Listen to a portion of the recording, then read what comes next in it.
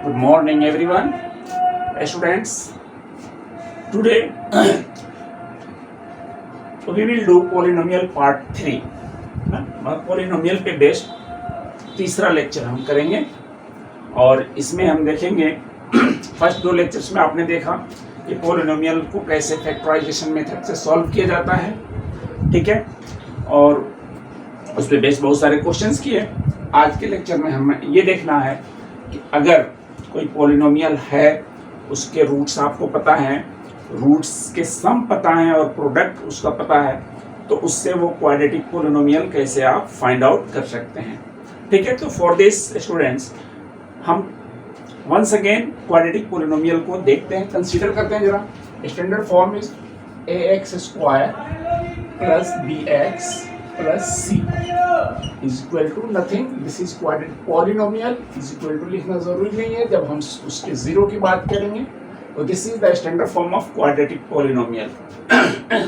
Students, एक चीज मुझे आप लोगों से ये कहना है कि हम इतना मेहनत कर रहे हैं आप लोगों के लिए, एक एक चीज एक एक कॉन्सेप्ट को क्लियर कर रहे हैं आपको, इतनी गर्मी में वीडियो शूट करते हैं, तो आप लोग प्लीज चैनल को देखिए पहले कि कंटेंट कैसा है, हमारे वीडियोस को देखिए, उसके बाद से मुझे पता है कि मार्केट में बहुत सारी चीज़ें अवेलेबल हैं, लेकिन मेरा जो प्रोग्राम है आप लोगों को एकदम जीरो से लेकर के उन बच्चों को जो लास्ट बेंच पे बैठते हैं उनको मुझे मैथमेटिक्स सिखाना है, साइंस सिखाना है। तो ये मेरा पर्पस है। मेरा पर्पस है कोई ऐसा नहीं है कि पैसा कमाना मेन मेरा मोटो है, ऐसा कुछ भी नहीं है। तो वीडियोस को देखिए, कंटेंट्स देखिए, पसंद आए तो शेयर कीजिए, लाइक कीजिए, सब्सक्राइब कीजिए चैनल को, ठीक है, ताकि और बच्चों को फायदा पहुंचे। तो let us consider once again ax² plus bx plus c। Students, if we are talking about the zero, then we can write zero here, but after writing zero it is called equation, quadratic equation, yeah, quadratic. This now if zero is not written, this is called quadratic polynomial. Okay, so what can we do here, students? We can take common a from the entire terms, term 1, term 2, term 3. So what will happen here? It will be x², this will be b by a, and this will be c by a is equal to 0. हमने क्या किया है, a common लिया है तीनों terms से। तो student यहाँ a है तो x² हो गया, ध्यान से समझिएगा। यहाँ पर a नहीं है तो हमने कॉमन लिया है, जबरदस्ती कॉमन लिया है, तो क्या करेंगे कि b बाई a कर लेंगे।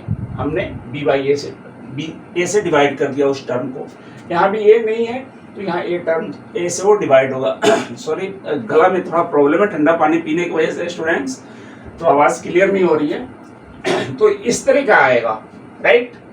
थोड़ा सा इसको और मॉडिफाई करते हैं तो देखिए x² यहाँ माइनस और माइनस b बाई a कर लेते हैं हम, ठीक है, और प्लस c बाई a कर लेते हैं, और लाइक दिस स्क्वायर से कर लेते हैं, ठीक है, इज इक्वल टू 0।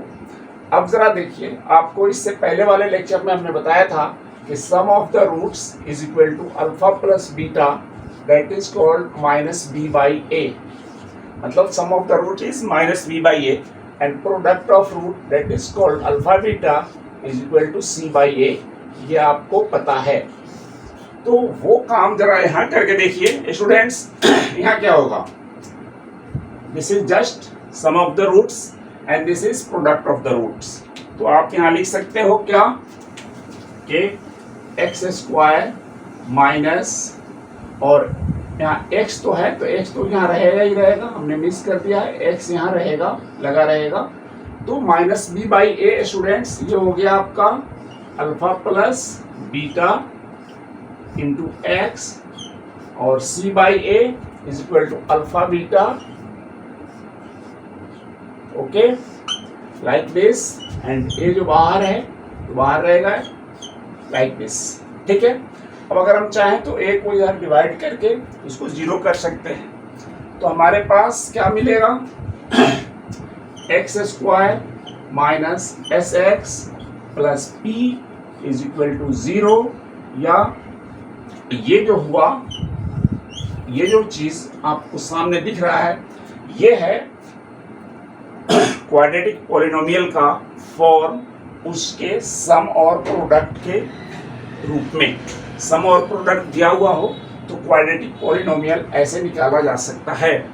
तो अब अगला जो एक्सरसाइज है, एक्सरसाइज एनसीईआरटी एक्सरसाइज 2.2 जो है ना, 2.2 का क्वेश्चन नंबर 2 इसी कॉन्सेप्ट पे बेस्ड है कि पॉलिनोमियल के क्या दिए हुए हैं, सम ऑफ द रूट्स दिए हुए हैं, प्रोडक्ट्स ऑफ द रूट दिए हुए हैं, उस पॉलिनोमियल को फाइंड करना है।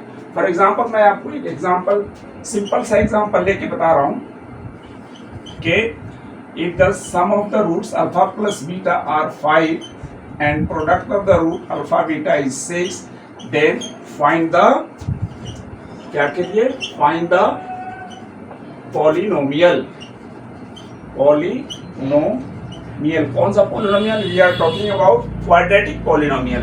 तो यहाँ पर quadratic polynomial की ही बात हो रही है।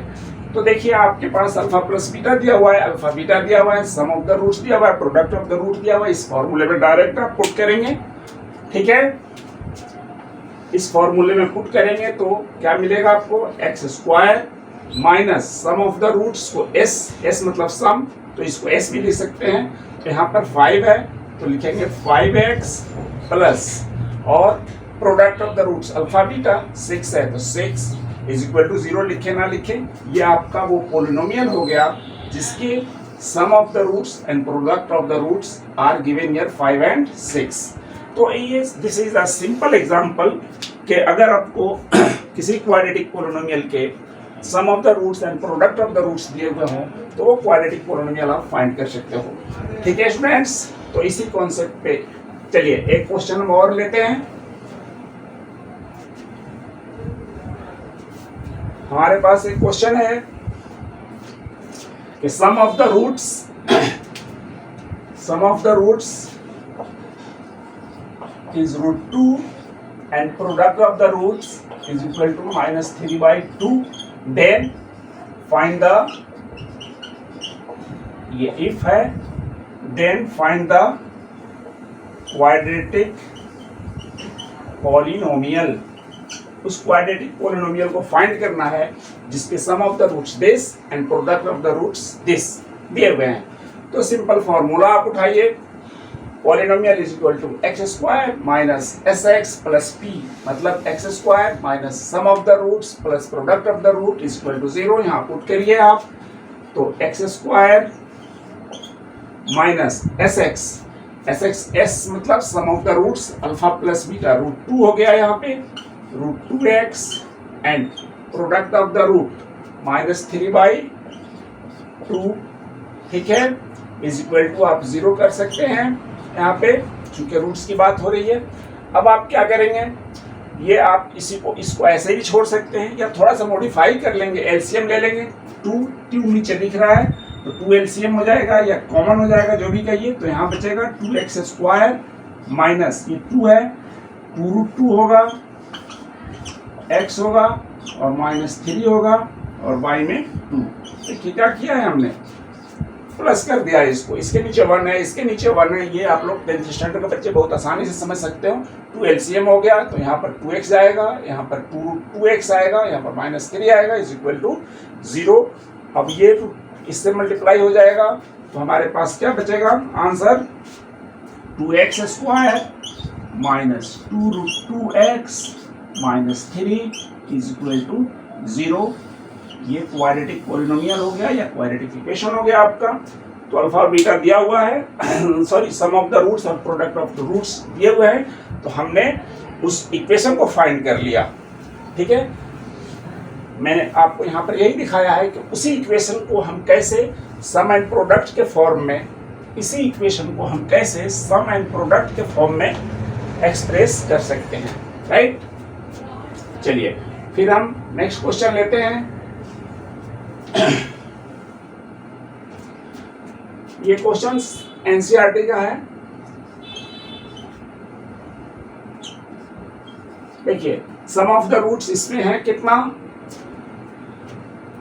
1/4 और product of the root is equal to -1/2। यहाँ भी हमें वही काम करना है।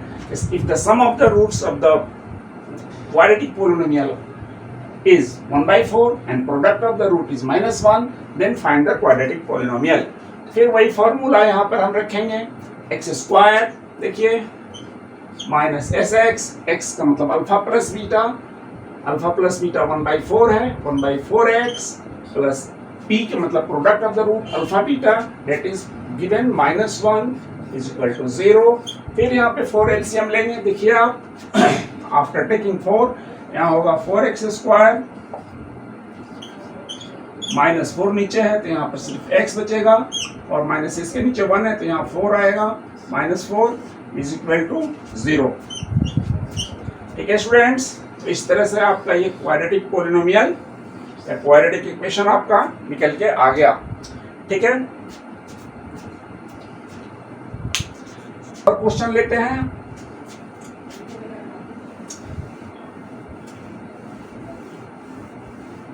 समझ में आ रहा होगा आप लोगों को।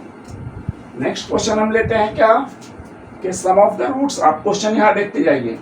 सम ऑफ द रूट्स अगर √2 है और प्रोडक्ट ऑफ द रूट 1/3 है, then find the quadratic polynomial. Question आपका चेंज होता जा रहा है, बहुत ही सिंपल कंसेप्ट है, इसलिए मैं भी इजीली ले रहा हूँ, आप भी इजीली एंजॉय कीजिए इसको, इसमें टेंशन नहीं लेने का, बिल्कुल एंजॉय करने का। ठीक है, अल्फा प्लस बीटा √2 एनसीईआरटी का क्वेश्चन हल हुआ है, alpha beta is equal to 1/3। फिर यहाँ उस फॉर्मूले में रखिए इसको, सॉल्यूशन देखिए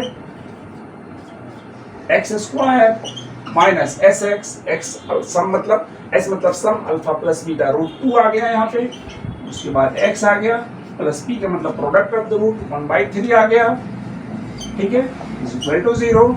फिर इसको ऐसे भी छोड़ सकते हैं आप, और या तो कॉमन ले लेंगे, एलसीएम ले लेंगे, सॉरी तो एलसीएम ले लेंगे तो क्या आएगा, एलसीएम 3 आएगा, यहाँ बचेगा 3x स्क्वायर, समझ रहे होंगे आप, माइनस नीचे 3 है तो यहाँ पर 3√2 आएगा, x आएगा प्लस 3 से डिवाइड होगा प्लस 1 आएगा इज इक्वल टू 0। तो अब ये मल्टीप्लाई हो जाएगा यहाँ, तो क्या बचेगा आपके पास 3x square minus 3√2x plus 1 is equal to 0। इस तरह से ये क्वेश्चन हो गया। ओके स्टूडेंट्स, आई होप कि आप लोग समझ रहे होंगे इसको।